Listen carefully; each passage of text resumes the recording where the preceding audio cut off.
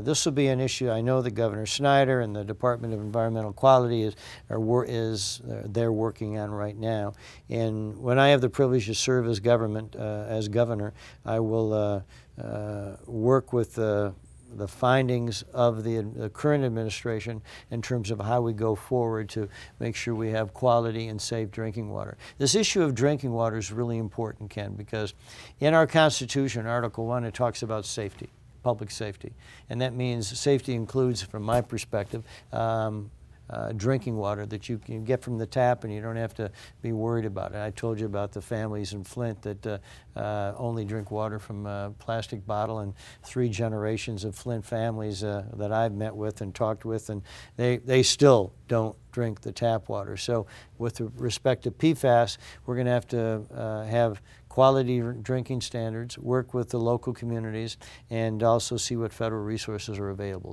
We got to get the facts. I think that there are a lot of unknowns right now in Michigan. I don't have confidence that we even know where all the threats are. I've been grateful for the support of a group like the League of Conservation Voters. They estimate that it's going to be a lot, you know, what they've seen and what they've studied and what they've tested, a lot bigger than what we already know it to be, and it's already huge. So PFAS is a chemical that is a fire retardant that has leached into our drinking water, and it causes cancer.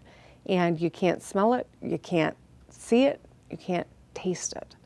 And every time I turn on my tap, I've already been thinking about the people of Flint, many of whom who still can't drink the water coming out of their taps. But when the PFAS dynamic, this is all around our state. And job 1 is getting a handle on the magnitude. Job 2 is starting to clean up. And that may require legal action.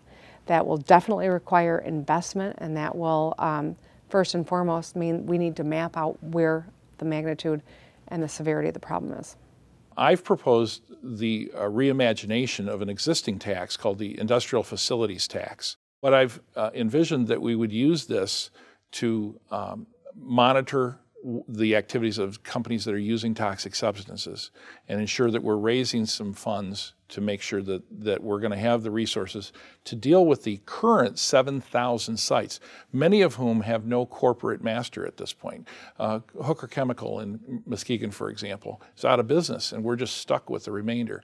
So I've envisioned the industrial facilities tax as one thing that we need to do to help deal with the legacy, and that should come from the business community that caused the problem, and that includes PFAS with Wolverine Worldwide. Now, the second part of that is I think we need to look at companies and say, if you're involved in handling of toxic substances, and to what extent, that we're going to change your level of limited liability. A lot of companies, they make a calculated decision as to whether or not they're going to remain in business when a big bad thing happens. And we're really fortunate that that didn't happen down in the Gulf with BP. And we have another company called Enbridge that runs a pipeline underneath the straits. Well, you have to do a risk analysis that says, if you're going to run that there, you've got to have insurance that's going to cover a potential disaster. That's a mandate from the state. And you know, as a libertarian, people are kind of shocked to hear that. But that is a very realistic expectation that if you are the cause of a problem, you should be responsible for the solution.